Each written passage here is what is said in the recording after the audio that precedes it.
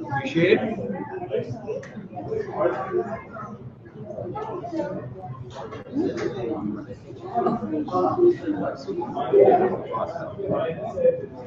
Okay, folks, we're on here. All right, we'll have our Adams and Constable Ella Barjois. Is she here? Go after you? Yeah. Okay, let's try I just got to say for the record that you were looking very sharp. That's the best I've seen him in a long time. Plus, I'm Detective Crosswell with the Law Company Crime Analyst here, and I'm just going to run through some of the statistics with you for the past month. So our first slide here, this is a map we started putting up last meeting. This is the community map. It shows the communities here in 43 Division and which communities are currently represented. Like I said, we're trying to grow our CPLC, so you can see some of the communities aren't represented on the map. So if anybody knows anyone or anyone from those communities that's interested, that'd be fantastic. And Adam, it is a work in progress, so if there is anything that's not accurate, or like Adam said, if you want your name added to it, you just need to approach Julie or Paul and I will make sure that it gets updated. It was updated. One person's name wasn't on there.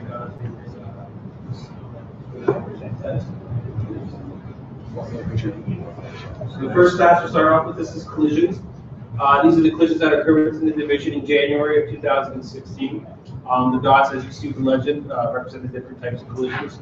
What we get affected with mostly here usually is the property damage collisions. And right now for 2016, we are almost on par with 2015. So it's good not to see an increase. A version of this map every Thursday just prior to this meeting. We had a crime management meeting and a 1 week version of this map to show it to the superintendent. And we use it to try to pick up patterns, and he will direct where he wants traffic enforcement in the upcoming weeks through that. So for this week, in correlation, you can see that the northwest corner continues to be busy. So the focus this week is going to be again in and around the Scarborough Town Center, as well as the continued distracted driving.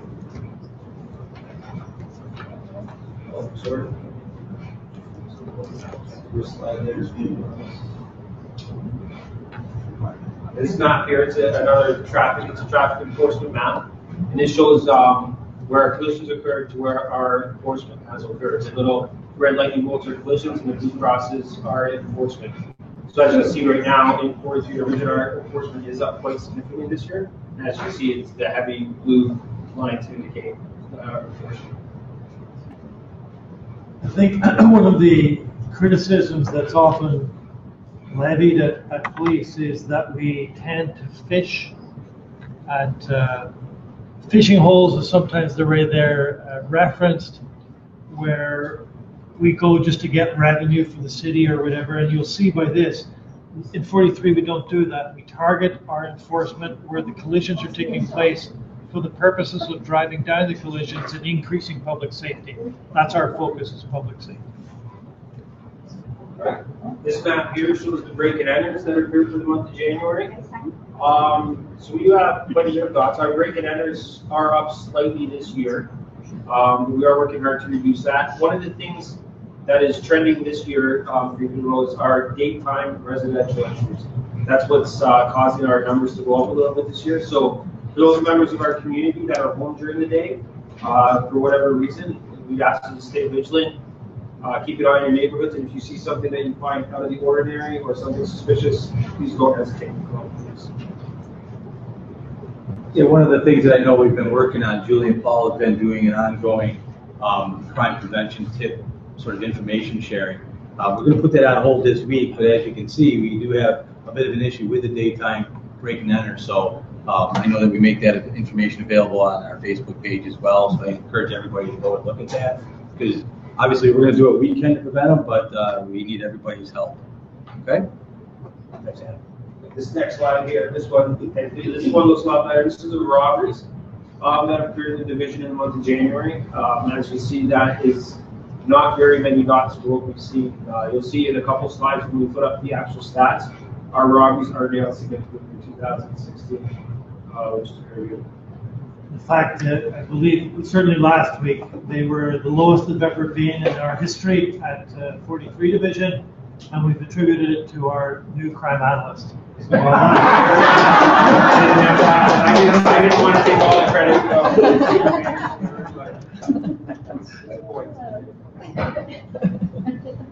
Next one is vehicle thefts. We have different colored dots signify the different color areas. You can see over the west end of our division, we're being affected a little bit more. So hopefully that keeps pushing west as we go on from here throughout the year. But this is a fairly average one, down slightly from last year. And then these, like I said, these are the 7 major crime indicators. So these 7 crimes are like a basket of crimes that Statistics Canada says they measure these crimes to best reflect what is going on in the community. And as you can see right now, I'll keep warning, it is only 6 weeks into the year, and small numbers result in big percentages. So like you see down 52, down 53, that will even out throughout the year, but hopefully stay down. And as you can see, if we commented, I'll say again, robberies, last year 40 at this time, this year 19. We are at the lowest robberies since the station opened. And I'll remind you that in 2014, we reduced robberies by 25%, but in 2015, we held steady that number, and then now we're seeing another reduction. So that's fantastic for our officers working hard out there. excellent. Nothing to add. Just a cautionary note again with those small numbers. You see break and enters are up 7%. In fact, that's 3 break and enters more numerically than we had seen this time last year. So really, break and enters are relatively equal with where we were last year. And then I'll just put this slide up. This is a little tip, and it will help with the testing. Tax season is coming up, and we have to see, we mentioned this last year, it started about 2 years ago. The fraud where you get a phone call at home. Someone will say that to the police or the RCMP, they get a delinquent tax bill, and they're going to come arrest you if they don't pay. They'll tell you to go buy some preloaded cards or a money certificate. If you get any calls like this, there's a number up here to call RCMP. Revenue Canada will not make calls like that. You can hang up on them and call back Revenue Canada at their actual number to see if there's any legitimacy to it. And any Revenue Canada will be Actually, I had a call, yeah. and the lady identified herself as Revenue Canada. No letter. So I was suspicious because I hear from you guys about this Yeah, fraud, right? So I asked the lady, can you please send me a mail, like post that you're looking. So after she sent me the mail, I called up Revenue Canada. And the thing is, Revenue Canada couldn't find her. Yeah. And then after that, I asked the Revenue Canada to go back another way. Can you please find my name and see if there's any recording of what's happening with my account? Right. And they did that. Then we found her. Uh, So all I'm saying is, when you call Revenue Canada, it can also be they cannot find the person. right. So always have to buy your own name and then tell them to see if there's any recording of that person. Perfect. Then I knew it was a valid. May I make a comment? Months ago, I got a call and I phoned Police Fraud Squad and they weren't interested unless I had given some money. Well, I wasn't that stupid, but I got this call, they're gonna come over and put me in jail and threaten me with everything. But of course, I called the Canada Revenue and I wasn't in arrears or anything. So I sort of kind of made fun of it all along. I told them I didn't believe them. But I phoned, I thought I was doing well to phone the fraud. Yeah, I'm not sure who got you. That shouldn't happen. But you weren't interested unless I had given them some money. I mean, I got a call months ago and now it's in the news again. Yeah, no, we definitely take these reports all the time. So you can call our emergency number here we can correct you. Anyway, they didn't get any money out of me, so. Yeah, that shouldn't happen. That should happen. But Detective Officer Bardosh from our fraud unit is going to talk a little bit more about that. Thank you. I don't know if you're going to steal your thunder, or are you going to talk about an arrest you guys made, or?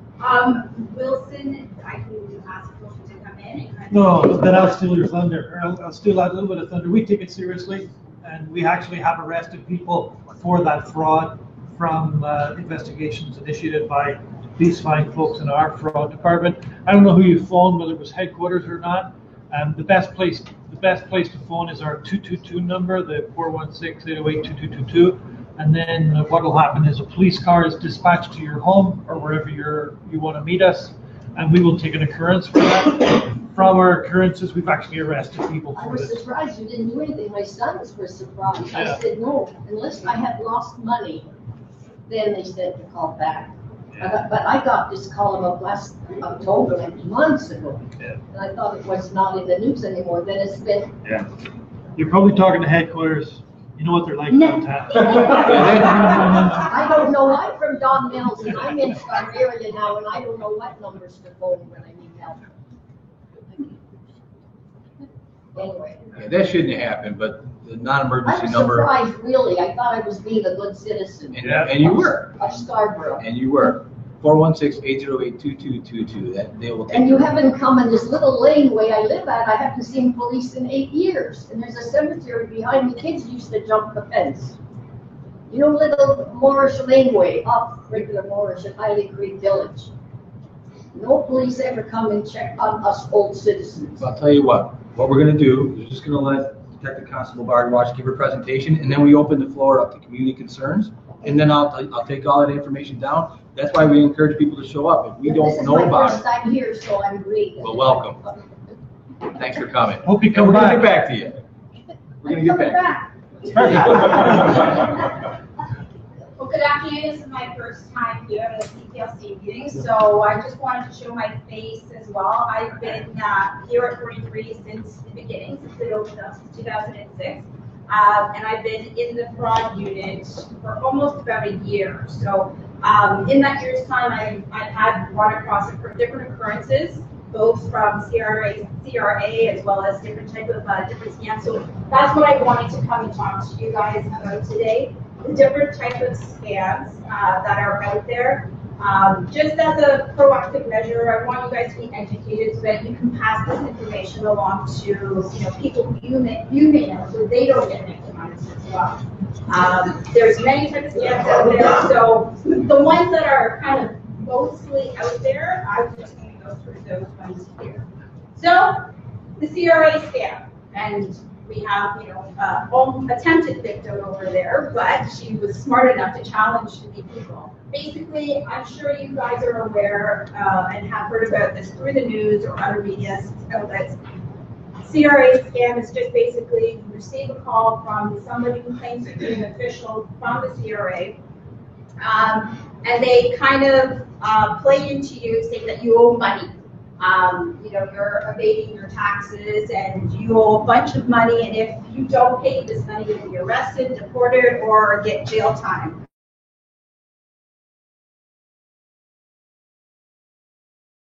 Of the gap, I guess you could say. They're fraud artists. They know how to keep you on the line. They know what to say to you. They know how to play into your vulnerabilities.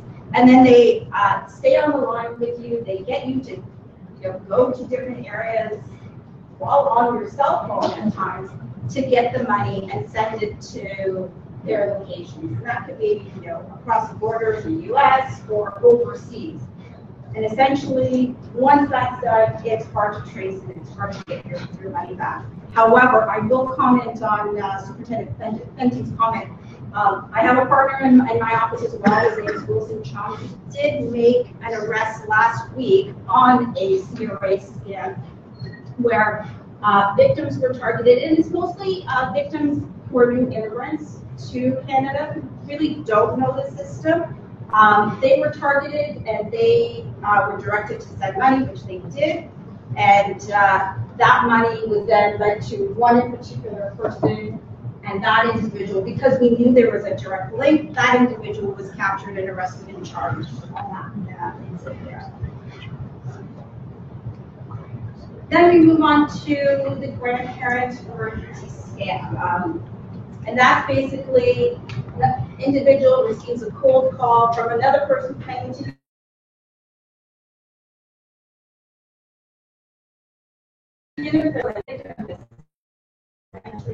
because they believe it's their grandchild or someone related near and dear. So in that case, again, they clear their vulnerabilities. They say they're in some sort of trouble. They're arrested and they need to get out of jail. And then the victims are directed to get money and send it to the perpetrators.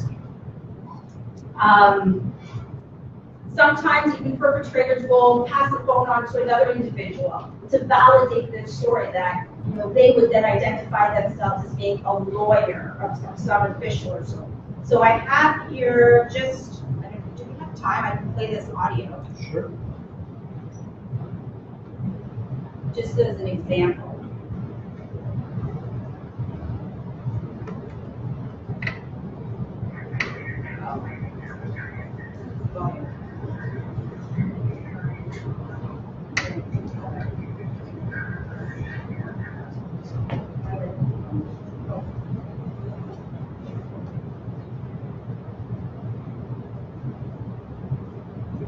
The volume is in the cupboard area. Just make it loud. Or like Folks, we have the start of a joke here. How many police officers does it take to run a law? Looks like three. I was going over and help, but now.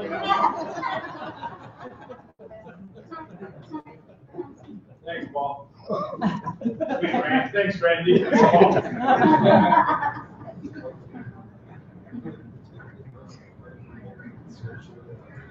Is the volume in there on?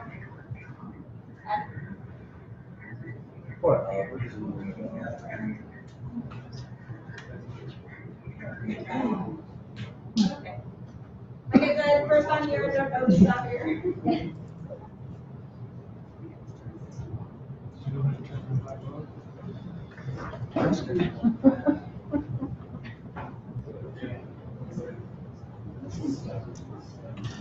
Go ahead, Paul, make fun. Yes, exactly. Yeah. Oh, yeah, yeah. Ellen, answer to your question, no, we don't have time. Maybe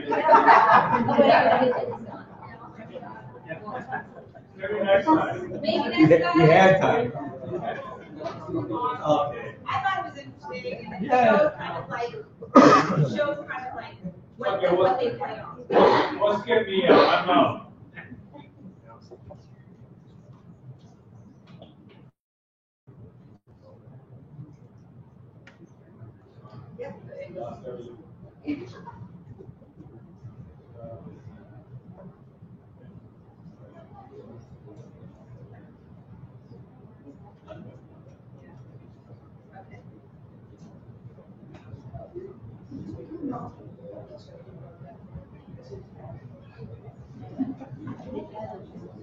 Press the help button.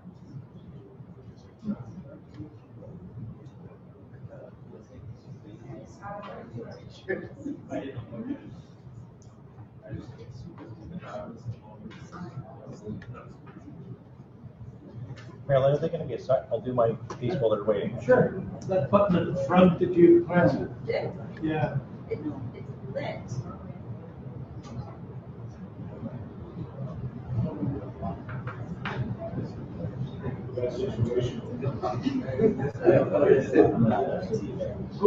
Whoa, hey. All right, let's move on. So another scam is a computer virus scam.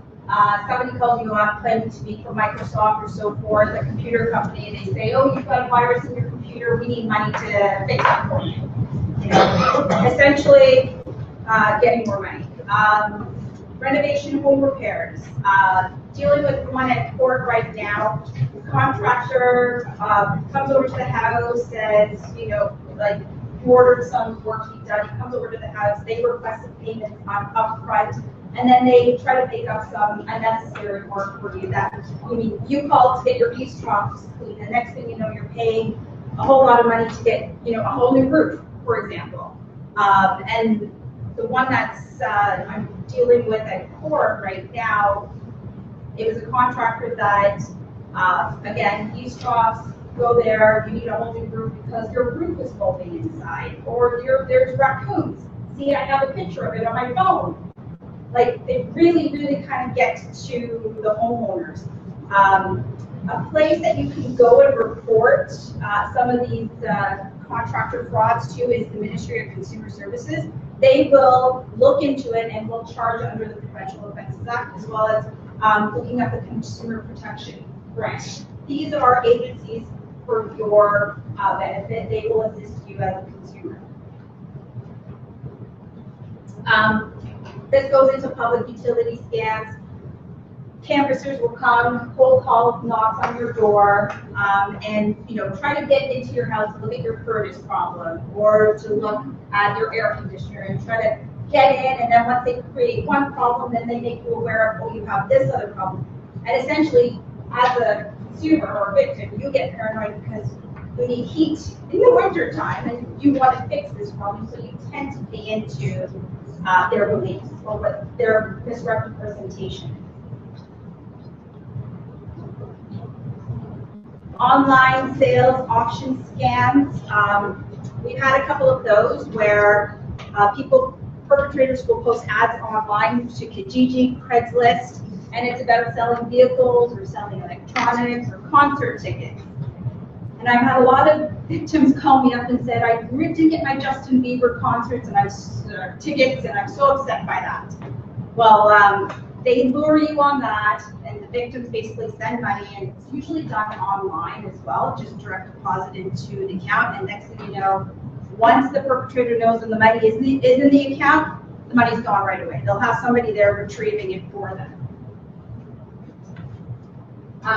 This is not really a fraud, but I did want to just touch base on it because it was, York put out an ad on it in the paper last week or 2 weeks ago. It's a new kind of thing. It's not really reported as much because I guess guys or men who are made targets feel embarrassed by it. But it's targeting the men online, and it's people coming online, encouraging females, basically females coming online, encouraging men to go into a sexual act over a webcam. That happens, and then unknown to them, it's recorded. And then that information is used on men, with men, to say, if you don't pay so and so much money, it's going live to all your friends and family. So it's more of an extortion, but it is coming out there more and more. So I just wanted to make sure that you guys are knowledgeable and know about it to avoid things like this. There's some affinity type frauds where perpetrators will infiltrate groups such as churches, gain your trust through religious organizations, churches, or other events. Once they've established your trust, that's when they kind of play into, let's go into investments together, or let's benefit as, we can be partners in a certain area. And they would try to lure you into giving them some investment money for properties abroad. That's a scam. Unless you don't know where that property is and you haven't visually seen it, don't play into it. Romance scams. And I had a victim of this, and I really, really felt for one of these victims. She was an elderly lady. She took care of her husband for about 10 treatments and so forth. So at the time of his passing, and 4 years later, she was vulnerable. She met a perpetrator online. She fell into his blues and his promises, and then it started with, I really want to meet you, I really want to be together with you, but I'm having problems coming to Canada. Can you send so and so much money, and then we can be together, we can have a happy life together. She fell for that. And not only just to make his story, to validate his story, he would send images, such as these ones, to her to say, this is me. I mean, who really is in an area where there's no other people around? And I knew this right away by seeing this photo. The face is completely photoshopped on this image. I don't know if anybody else can tell, but that's one thing that I picked up out of that picture. But she believed that that was a legitimate person, and that was him. Another story that he told her, she sent money because he was supposed to come to Canada, and he basically told her over text messaging or email saying that on his way to the airport to come and have a life with her together, he got into an accident, and then he sent a picture of his broken femur. This image, we took it and placed it, actually the investigative resource unit that we have here at the station took this image and placed it into a program called TinEye. And it turned out to be David Villa's broken femur, who's a famous FIFA soccer player. So just to show you that, these guys can play into your wounds and your vulnerability. Hello, can I just? Sure. On that note, I think the important thing is, especially if you have friends that are elderly or recently widowed, they can be embarrassed that they might have been caught by something like this, but you also don't downplay how much time I'll call them suspects, bad guys, whatever, how much time they're willing to invest in chatting with your friend or your neighbor on Facebook or the social media accounts that are out there and available. They'll take months. This isn't somebody fell for something over 3 or 4 conversations. These people are professionals. They'll have teams of people answering the responses. They'll take months and months and months to develop what the victim believes to be a meaningful, real relationship. Meanwhile, there's no affiliation. He's just doing it because he knows eventually he's going to have them on the hook. They're going to make money. A lot of these go unreported because once they realize they're out this money and they're not going to have this guy or gal showing up to be part of their lives, they're embarrassed by it. They don't want to tell their family. They don't want to tell their children. But it's real, and once the money's gone, it doesn't come back. But I just wanted to kind of really stress that point is these people take lots and lots of, that's all they do. That's what they do for a living. So they have months and months and months to develop this fake relationship with the victim. And that's why the victim is so convinced that this is real love. This is a real relationship I have. Who would spend this kind of time talking to me every day on Facebook? So it's important that you're sympathetic when you're talking to them about it and make them aware they're not the only victims out there. And other people brighter than me have been caught by that exact thing. Just wanted to echo that. No, absolutely. This is their job, essentially. This is what they do. Moving on, and I don't want to take too much of your time here. Lottery letters, again, you receive a letter in the mail saying you've won so much money.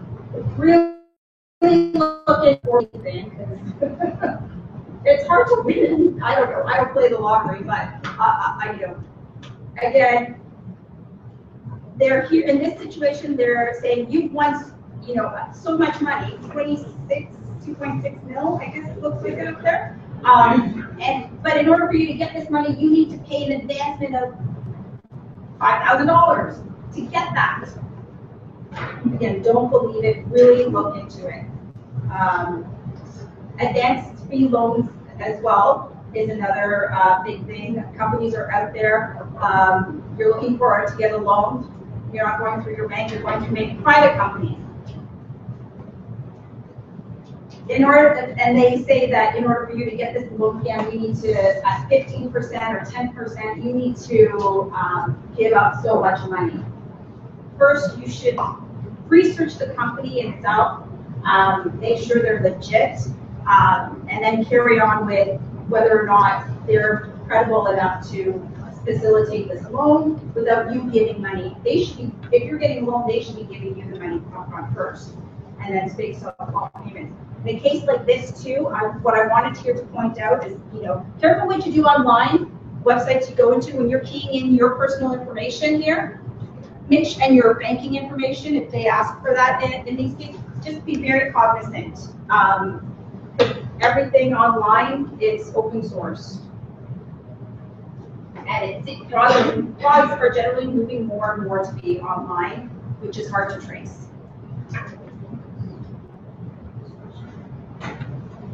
So going on to the red flags, cold calls that you get, people telling you that they're government officials or police officers, aggressive people on the phone with you with the CRA man. The CRA call that you got, were they aggressive with you on the phone? Ma'am? When you got that call from the Canada Records, were they aggressive with you on the phone? Oh, yeah, oh, sure. And then I asked where you're calling from. He said Vancouver. I thought somewhere maybe North Korea where the guy wants to clean my pipes all the time. Yeah. He was from Vancouver. I find that most of the people who do call from CRA, they're very aggressive with you on the phone. And as an official person from the police or from CRA, nobody's going to be that aggressive with you over the phone, right? They're going to talk to you and get the information you want or help you. They're there to help you. 1 second, I'm almost out. Sending money and during Western Union or through Money Mart or MoneyGram. If you don't know who you're sending it to, don't send it. If you're sending it to another country that you've never been to, don't send it. Okay, unless you know the person that you are actually sending the money to, that's legit. But an unknown person, you know, be careful. If you're being told not to tell anybody, there's a new bank one that's coming. I just got the information today. But when the perpetrator tells you, don't talk to anybody about this because I don't want, you know, any alerts going around or anything. That's, if they're telling you to be quiet about it, they're obviously not, you know, doing it in your favor. Asking for money before any contacts or relationships even begins, right? When people are asking for money. Some of preventive measures, which I've kind of said throughout the presentation, is challenge the person on the phone that you're talking to or the person in front of you. Research the company. Again, never send any money through Western Union unless you personally know where they are. The Canadian Anti-Fraud Centre is a great website that's there for anybody to do any research online. To look at, and they take statistics as well, so for the CRA stuff and any other frauds. If your financial portfolio does get tapped into, contact Equifax and TransUnion, get the alert out there so that they can monitor your financial portfolio. Basically, when something seems to be too good to be true, listen to that intuition that you have inside of you. Thank you.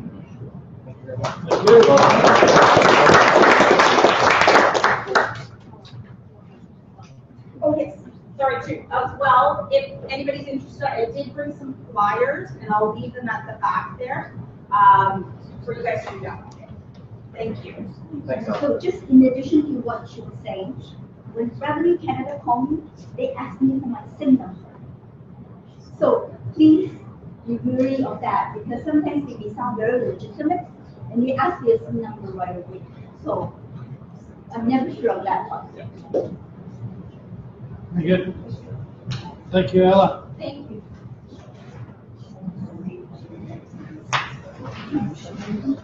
Super quick. Time now? Yep.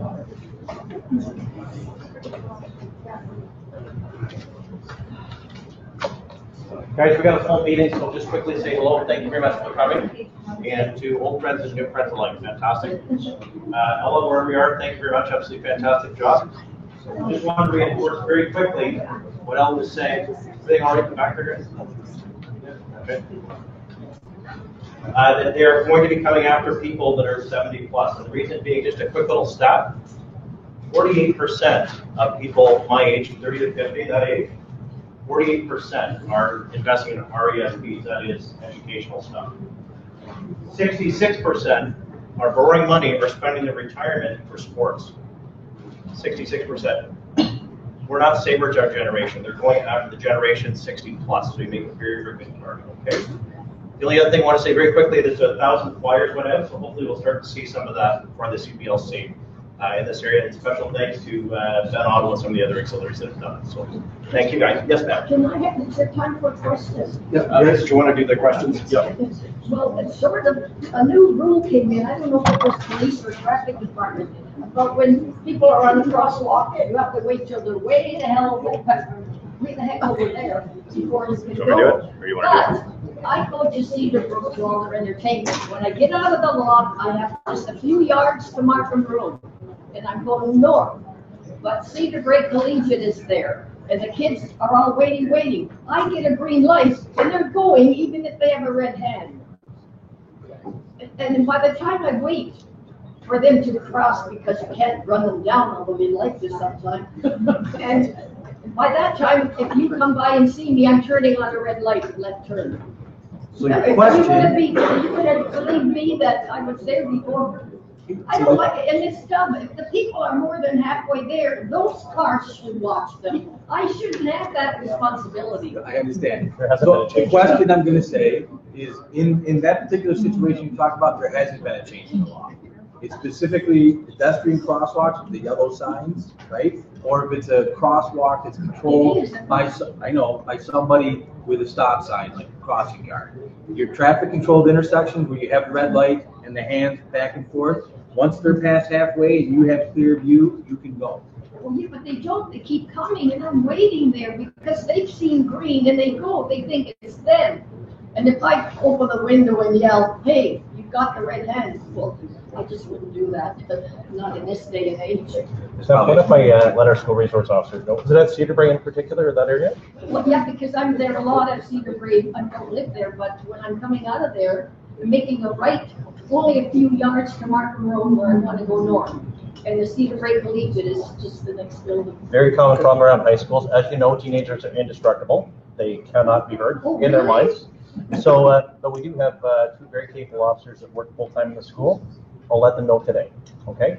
They might not stop all the problem, but they can certainly at least minimize it and address it. I So don't know appreciate why letting they us know. don't watch. I mean, that look figure's there, and I got my life. Anyway. But they're and you know, teenagers I and enjoyed they're- this so much. Have you got room for a gray-haired old lady undercover work? Yeah. We'll see what we can do. I think this is great. You made my day. I watch all the police shows, motive and criminal minds. Leave us your name and number, we'll get back. That's right. Always employment My people opportunities. will call you people and we'll do lunch, right?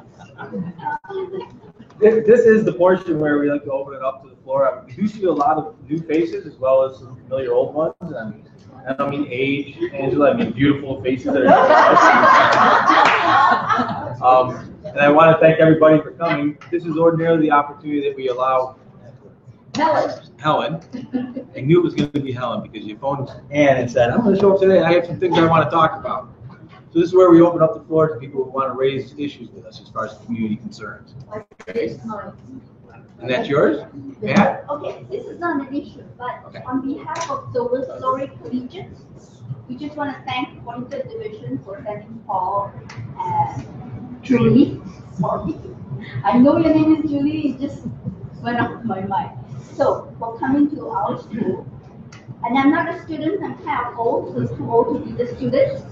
But basically, the principal accepted the recommendations that you guys made, and they Great. put forth to TDSB, and then they're waiting for TDSB to get back to them.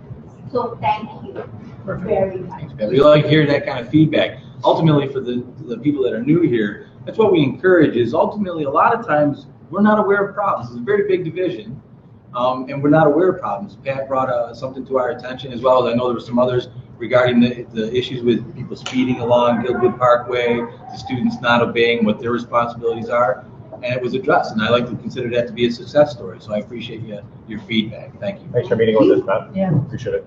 And I think that goes, Pat, along, many times that happens is we will go and address the issue kind of, for long term, and someone like Pappy is there addressing it short term with enforcement. So it's, sometimes there's multifaceted approaches. So are there any other? Yeah, I could mention something. I've got a house in the area where the back of the house was actually tagged. What had happened actually, the house backs onto actually it would be actually McCowan and actually Huronia Gate, which is just south of Ellesmere. The back fence was knocked out because of an accident. And that was an opportunity for some hoodlum to come onto the property and mark the back of the house. It's been cleaned up, and I know it's been handled, but it's a concern for us because this isn't happening normally in our area. We've seen a few of the backyard privacy spots where you see them marking on the exterior part on actually someone's fence, but not a house. And this was the first time that I've seen it, and I've been there for 20 years. And because of it happening, it has certainly made a lot of people uncomfortable. I know it's being handled. I know that you guys are on it. It's just I want to bring it up that we should be talking. If ever that we see something, we should mention it. And so it has been taken care of, and I know it has been, but it is a concern. So I appreciate that, Jeff. The important thing, and again, you're going to hear this repeatedly a lot in the meetings, is that particular tagging was reported by the homeowner. Took it upon him or herself to clean it up. But I encourage that. It might seem inconsequential, just a nuisance to paint that over, but ultimately, as a police service, we do want to know about that. Most of them are innocent taggings where kids are just putting down their initials or something. We still want to know about that because sometimes there's a pattern, and it is a criminal offense. So we'd like to look into it. There are times in other neighborhoods where it might be gang graffiti, and it's a way of, when we are told about it, we want to know about it because it's intelligence for us. It also shows us a pattern or who might be in that neighborhood. So again, it's another instance of where I encourage you. It might seem minor, but to report it. Report it to the police. Okay? Thanks, James. I appreciate that. Jim. Was there someone over here? Yes. We'd like to thank 43 Division. We have some concern regarding there's a pharmacy, there's a clinic, drug clinic behind our Tim Hortons. We are from Tim Hortons, Markham and Eglinton, Markham and Cedar Drive, the corner. So there are some people who are going to the drug clinic and they are coming to the restaurant and then making the place very dirty and disturbing the other customers who are sitting there. So we'd like to thank 43 Division. They came on Thursday evening and they got a couple of people there, and right now everything is looks okay, but we keep eye on that and we have some concern. Perfect. Thank you. Absolute pleasure to meet with you, and it's not going to be easy to get police officers into a Tim Hortons, but we are going to do it. We will drag ourselves in there. So. Yes, I have one. Yeah, they're so thankful you brought it up. Yes, just for Pat. That's the fact. Thank you. I'd say very quickly, the two that you brought, Pat, we've had success stories because we do bring things all the time based upon our training. We think they're good advice, but we don't always have a willing participant on the other side. The reason we had success in both at Laurier and at Tim Hortons as well as we had engaged partners that would do their part. So really appreciate it. And I just wanted to further on that, Pat. I know you were involved in bringing it to our attention, but it's another opportunity to build a partnership with you guys out there in the community. Because ultimately, you're out there more than us, right? And you can feedback to us what we need to know. And it's not going to be a quick fix, but we talked about that last week. We were out there and we had it, and it's just going to be a continued partnership working forward to try to correct that problem. Just a big thing we go. Yep. Yeah, I was going to just touch up, the community partnership that we have is we have probably one of the biggest gangs. Look at us. We're all together here trying to make our city better. Great minds, great ideas, and we're together, the police service with the community, working together to make the city better. So that 1% that's not complying with the rules, regulations, and not trying to deter our city from being a better one, when we all work together with ideas, great things happen. As you can tell, great things have happened. With this is a great story here. Now the garage we're getting involved in, we have some more tips. The traffic collisions and the enforcement of certain areas. And then the great walks to the schools there with Randy Arsenal on board. Can't beat that, right? Best gang. We're the best gang. Right. Okay? Pappy, I already told you you could have tomorrow off. So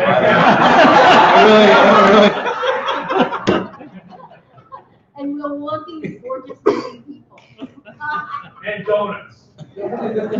Thanks, Pappy. Were there any more points or concerns there? I have an issue at the top of Beach Grove and Kingston Road, where they built all those townhouses.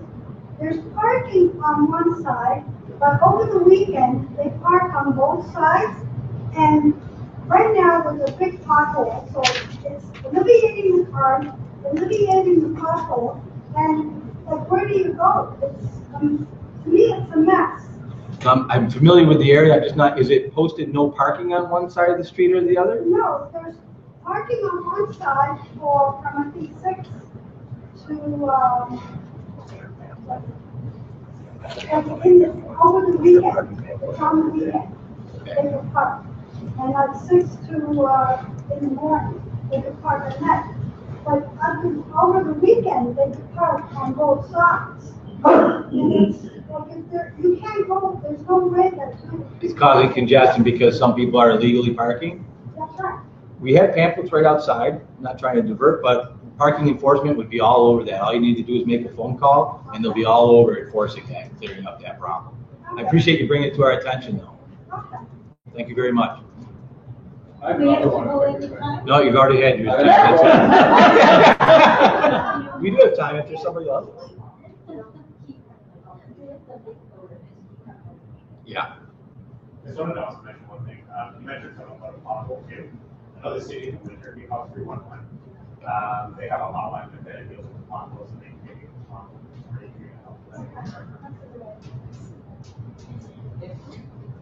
James is going to use up his question for next meeting. Go ahead. Okay. I was going downtown from the GO station and Bellamy Road in Eglinton in the morning. There was a head-on, and coming home that evening there was another head-on. And I don't know if it was me because I was there, or but it's a weird intersection, and I suspect it's when people are coming down through the overpass and then up to that spot at Eglinton. For some reason, it may be slightly blinded, and one car was trying to turn to the left to go into the parking lot for the GO station. The other one was going the other way. I suspect we're straight through heading east, and it was a head-on. It's right at the stop sign. Right at the stoplight. Yes. Okay. So one in the morning, and then one in the afternoon. Okay. We can take a look at doing some enforcement down there, take a look at it. Thank you. Anybody else? Right here. I just want to thank 43 Division for the continued our partnership with Moriel Can. It's just really making a difference in our community. Just seeing the parents just now talking about how effective it is, and having the police coming in the morning and walking with them. And Julie was asking me if Randy's really there, so cold. And I'm like, yes, he is. He's wearing a hat and his hair is getting all messy, and really don't care because the kids just really love him and having him be there, even the parents. Just to think to yourself, and they were saying how they just bring him and have it in their house. And I just wanted to cry because that is so amazing, the relationships that are being built and the bridges that are being just built in. And so it's just wonderful to have this great partnership. I appreciate it. And I believed you until you said that Randy's hair got messed up. Yeah. Can you get a picture of that? I would like to see that. Challenge that. Actually, I participated in a couple of them. I intend to come back out. It's cold right now, but I'll be back out. It is. It's a great. I love that. It's a great event, right? And the kids love it. It's fantastic. Thanks, Angela. Anybody else? Again, I want to thank all the new faces for coming. We encourage you to come back. We do this the second Thursday of every month up until summertime. So I know that we put flyers out there. I hope that this is as a result of us reaching out, doing some of the door deliveries of the flyers, which we're continuing to do. But I appreciate everybody coming. We're going to take a little bit of a break, with a 5-minute break. The second half is for the members. Everybody's welcome to. You still have one more? Yeah. Who? Yeah. Oh, I'm sorry. Next time? Yeah. Next time? Okay. Okay. Yep. So we'll take a little break, and then we can be in a few.